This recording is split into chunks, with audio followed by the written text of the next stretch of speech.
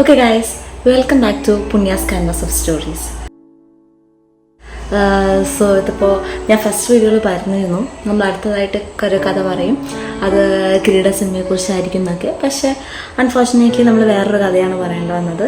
കാരണം മറ്റൊന്നല്ല, ആ സമയത്ത് നമുക്കറിയാം ഒരു ഡോക്ടർക്ക് വെട്ടേറ്റിരുന്നു. അപ്പോൾ നമ്മൾ അതിനെക്കുറിച്ച് കുറച്ച് സംസാരിക്കുകയുണ്ടായി. അപ്പോൾ നമ്മൾ നെക്സ്റ്റ് വീഡിയോയിലേക്ക് വന്നിരിക്കുകയാണ്.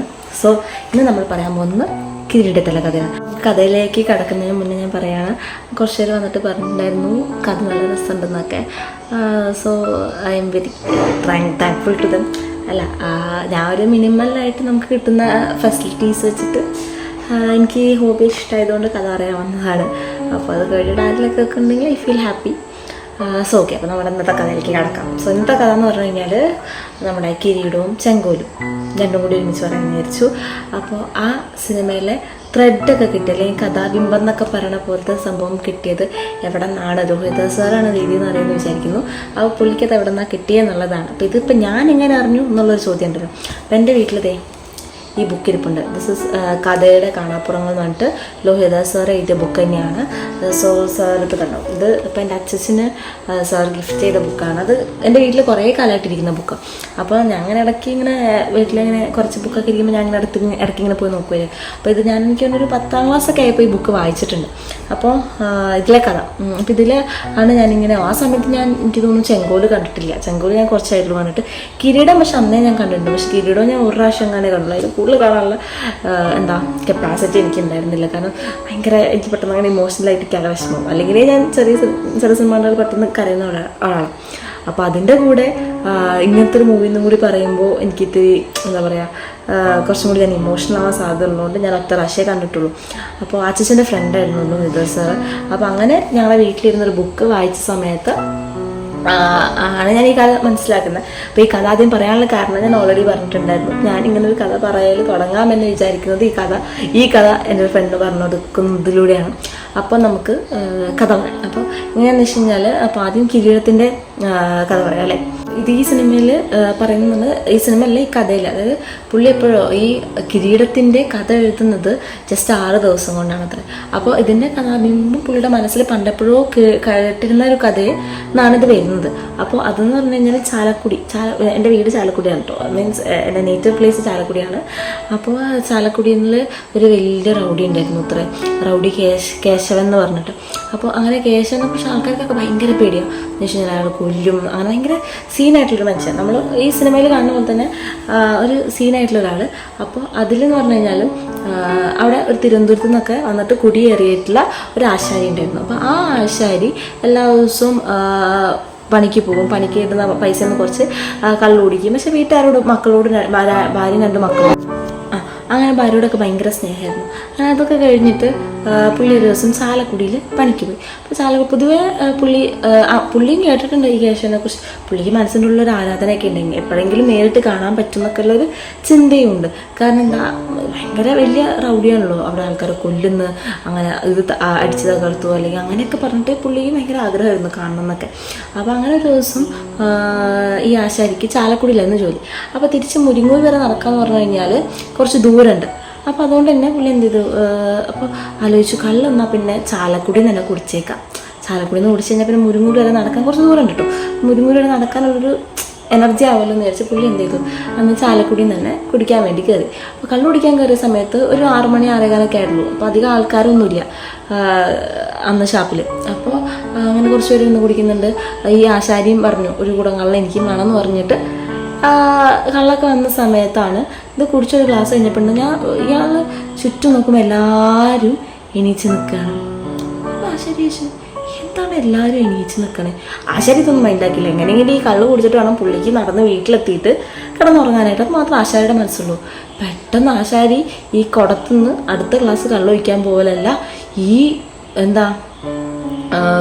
കുടത്തിലുള്ള കള്ള് ആശാരിയുടെ മുഖത്തേക്ക് ഒരാൾ ഒഴിച്ചു. ആശാരിയാണ്. രണ്ടാമത്തെ കാര്യം, ഈ കള്ള് കുടിക്കുന്നവർക്ക് കള്ളെന്ന് പറഞ്ഞു കഴിഞ്ഞാൽ അത്ര ഇഷ്ടമാണ്. അപ്പം അത് പോയ ദേശത്തിൽ ഇയാളുടെ കയ്യിലുണ്ടായ ഒരു വഴി എടുത്തിട്ട് എന്ത് ചെയ്തു, തലയിലടിച്ചു.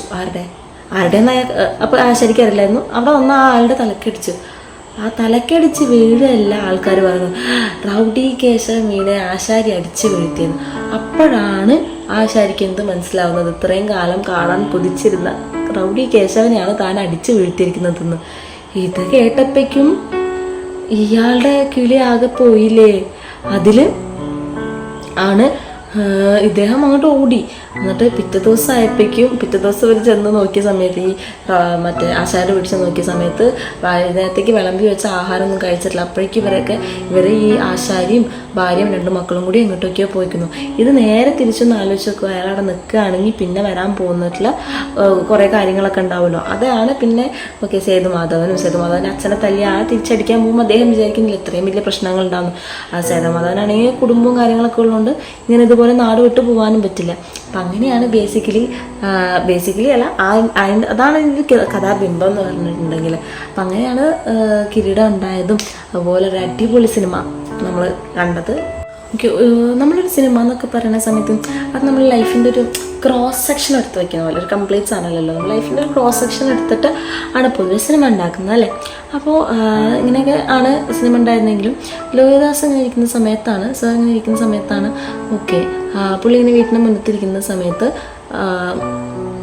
പുള്ളിക്ക് അറിയുന്നൊരു പ്രേം നസീർ എന്ന് വിളിക്കുന്ന ഒരാൾ സൈക്കിളിൽ കൂടെ പോകുന്നു. അയാൾ എന്ത് പറ്റിയെന്ന് വെച്ച് കഴിഞ്ഞാൽ അയാളൊരു ജീവപര്യന്തം കഴിഞ്ഞിട്ട് പോകുന്ന പോക്കായിരുന്നു. അപ്പോഴാണ് പുള്ളി ഒരു 10 കൊല്ലം മുന്നുള്ളൊരു കാര്യം ആലോചിക്കുന്നത്. അതായത് 10 കൊല്ലം മുന്നേ ഈ പ്രേം നസീർ എന്ന് പറയുന്ന ആളൊരു ഉഴവകാരനായിരുന്നു. ഇയാളാണെങ്കിൽ ഭയങ്കര സിനിമ പ്രേമിയായിരുന്നു. അപ്പോൾ ഉഴവൊക്കെ കഴിഞ്ഞിട്ട് വരുന്ന സമയത്ത് ഇയാൾ എന്ത് ചെയ്യും, നല്ല അടിപൊളി പാൻറ്റും ഷർട്ടൊക്കെ ഇട്ട് പൗഡറൊക്കെ ഇട്ട് മുടിയൊക്കെ കിടലിനായിട്ട് ഇരിയിട്ടാണ് പുള്ളി നടക്കുക. അതുകൊണ്ട് ഇവരൊക്കെ പ്രേം നസീറിനെ വിളിക്കുക. അപ്പോൾ അങ്ങനെ ഇരിക്കുക ഇയാളുടെ വീടിൻ്റെ സൈഡിൽ വീടിൻ്റെ അപ്പുറത്ത് ഇപ്പുറത്ത് തമ്മിൽ പ്രശ്നം നടക്കുന്ന സമയത്ത് ഇയാളിത് പ്രശ്നം തീർക്കാൻ വേണ്ടി പോയ സമയത്ത് ഒരു പെണ്ണറിയാതെ തള്ളിയും അപ്പോൾ പെണ്ണെ മരിച്ചു പോകും. അങ്ങനെ ഇയാൾ ജീവപര്യന്തത്തിലാവാണ്. അപ്പോൾ അങ്ങനെ ജീവപര്യന്തത്തിലാകുമ്പോൾ ഒരാൾ ജയിലിൽ കിടക്കുമ്പോൾ ഓട്ടോമാറ്റിക്കലി കുറേ മാറ്റം വരും. പ്രേം നസീർ എന്ന് പറഞ്ഞാൽ ഭയങ്കര പാവം. അപ്പോൾ ആ കഥ പറയുന്ന പ്രേം നസീർ എന്ന് പറഞ്ഞു കഴിഞ്ഞാൽ ആൾ ഭയങ്കര ഒരു പാവമായിട്ടുള്ള ഒരു ഒഴിവുകാരൻ. പക്ഷേ ആൾ ജയിലിൽ പോയിട്ട് ആളുടെ സ്വഭാവം മാറുക. അത് കഴിഞ്ഞ് അയാൾ പുറത്തു വരുമ്പോഴേക്കും അയാളുടെ സ്വഭാവം ആകെ മാറി. അയാൾ അത്യാവശ്യം സ്ട്രോങ് ആണ്. പിന്നെ ഒരാളെ ഇനിയിപ്പോൾ വേണമെങ്കിൽ കൊല്ലാമെന്നുള്ളൊരു ഭാവത്തിലേക്ക് എത്തുകയാണ്. അപ്പോഴാണ് ലോഹിതദാസ് ഇങ്ങനെ ആലോചിക്കുന്നത് ഓക്കെ അപ്പോൾ സേതുമാധവനും ഇപ്പോൾ എന്തായിരിക്കും ജയിലിൽ കിടക്കായിരിക്കും. പുള്ളി പിന്നെയും ഈ ഒന്നും കൂടി കിരീടം കണ്ടപ്പോഴാണ് ആലോചിക്കുന്നത് എൻ്റെ സേതുമാധവൻ ഇപ്പോൾ ജയിലിൽ കിടക്കായിരിക്കും. അദ്ദേഹം പുറത്തിറങ്ങിയാൽ എങ്ങനെയായിരിക്കും, എന്തായിരിക്കും അവസ്ഥ, അദ്ദേഹത്തിൻ്റെ പുതിയ ചുറ്റുപാടുകളായിട്ട് എങ്ങനെയായിരിക്കും യോജിക്കാൻ പോകുന്നതൊക്കെ. അങ്ങനെയാണ് ചെങ്കോൽ എന്ന് പറഞ്ഞത്. ചെങ്കോലിൽ പിന്നെ അതായത് നമ്മുടെ സേതുമാധവൻ്റെ അച്ഛൻ്റെ ക്യാരക്ടർ ഉണ്ടല്ലോ, സേതുമാധവൻ്റെ ഒരു അനിയത്തി നാടകത്തിലൊക്കെ അഭിനയിക്കാൻ പോവുകയാണല്ലോ. അപ്പോൾ അഭിനയിക്കാൻ പോകുന്ന സമയത്ത് എന്ന് പറഞ്ഞു കഴിഞ്ഞാൽ ലോഹിതദാസ് സാറിൻ്റെ അടുത്ത് ഇങ്ങനെ ഒരു ആ സമയത്തൊക്കെ നാടകത്തിലേക്ക് ഒക്കെ അഭിനയിക്കാൻ പോകുന്ന മിക്കവരും അവരുടെ കഷ്ടപ്പാടുകളൊക്കെ ഉണ്ടാക്കിയിരിക്കും. ഭയങ്കര ആഗ്രഹത്തോടെ അഭിനയിക്കാൻ വരുന്ന നാടകരംഗത്തേക്ക് വരുന്ന നടികൾ കുറവായിരുന്നു അത്ര. അപ്പോൾ അങ്ങനെ വരുന്ന സമയത്ത് ഒരു അച്ഛൻ ഇങ്ങനെ പറഞ്ഞിട്ടുണ്ട് അത്ര, ഞങ്ങളിത് അറിയാതെ വന്ന് പെട്ടുപോയതാണ്. ഇപ്പം ഞാൻ എൻ്റെ മക്കളുടെ മാനവും ഞങ്ങൾക്ക് അഭിമാനമൊക്കെ പോയി എന്നൊക്കെ. അങ്ങനത്തെ ഒരു ഇതെന്നാണ് അത്ര ഈ സേതുമാധവൻ്റെ അച്ഛൻ്റെ ക്യാരക്ടർ രൂപപ്പെടുത്തിയെടുത്തേക്കുന്നത്. പിന്നെ നമ്മൾ കഥ എഴുതുന്ന എല്ലാവരും അങ്ങനെയാണല്ലേ, നമ്മൾ കുറേ ഇമാജിനേഷൻ നമ്മൾ കാണുന്ന കാര്യങ്ങളിൽ. ലോഹിതദാസ് എന്താ പറയുക ഭയങ്കര എനിക്ക് എല്ലാ സിനിമകളും ഭയങ്കര ഇഷ്ടമുള്ള ഒരാളാണ്. പിന്നെ അച്ഛൻ്റെ ഫ്രണ്ടാണ്. അങ്ങനെ കുറേ കാര്യങ്ങൾ ഭയങ്കര പ്രിയപ്പെട്ടൊരു വ്യക്തി തന്നെയാണ്. അപ്പോൾ ഈ പുസ്തകം പറ്റുമെങ്കിൽ എന്തായാലും എല്ലാവരും വായിക്കുക എന്നുള്ളതാണ്. കാരണം മറ്റൊന്നല്ല, ഒരുപാട് നല്ല കഥകളുണ്ട്. നമ്മൾ കണ്ട സിനിമ ആയിട്ട് കണ്ട പല കഥകളുടെയും ഉത്ഭവം എങ്ങനെയാണെന്ന്, ഇപ്പോൾ തനിയാവർത്തനത്തിൻ്റെ ഉത്ഭവം അല്ലെങ്കിൽ ഇതുപോലത്തെ കഥാബിംബം എൻ്റെ മനസ്സിലേക്ക് ഭയങ്കരമായിട്ട് പതിഞ്ഞിറങ്ങിയ ഒരു സ്റ്റോറിയാണ്. അതൊക്കെ ഇതിലുള്ള സ്റ്റോറി ഇത് വായിച്ചിട്ട് എനിക്ക് തോന്നുന്നു ഞാൻ വായിച്ചേക്കുന്ന ഫസ്റ്റ് ചെറുപ്പത്തിലേ വായിച്ചേക്കുന്ന വൺ ഓഫ് ദ എന്താ പറയുക സീരിയസ് ആയിട്ടുള്ളൊരു ബുക്സിൽ ആദ്യം ഇത് പെടുമായിരിക്കും തോന്നുന്നു. കാരണം അതിൽ മുന്നേ ഞാൻ അങ്ങനെ മലയാളം പുസ്തകങ്ങൾ വായന പക്ഷേ ഇപ്പോൾ അത്രയൊന്നും ഇല്ല. നമ്മൾ കോഴ്സ് അങ്ങനെ ആയതുകൊണ്ട് ഇപ്പോൾ ടെക്സ്റ്റ് ബുക്കിലേക്കാണ് കൂടുതൽ ഒതുങ്ങിയിരിക്കുന്നതെന്ന് പറയുന്നതായിരിക്കും ശരി.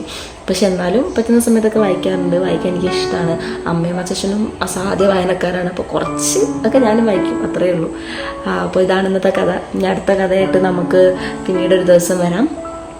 എക്സാംസ് ഗോയിങ് ഓൺ എന്ന് വെച്ചിട്ടുണ്ടെങ്കിൽ എക്സാംസ് നെക്സ്റ്റ് വീക്ക് തുടങ്ങും. അപ്പോൾ അതിൻ്റെ തിരക്കൊക്കെയാണ്. പക്ഷെ എന്നാലും അടുത്തൊരു കഥയായിട്ട് നമ്മൾ വൈകാതെ തന്നെ കാണും. So this is Punyadatta from Punya's canvas of story signing off. Thank U.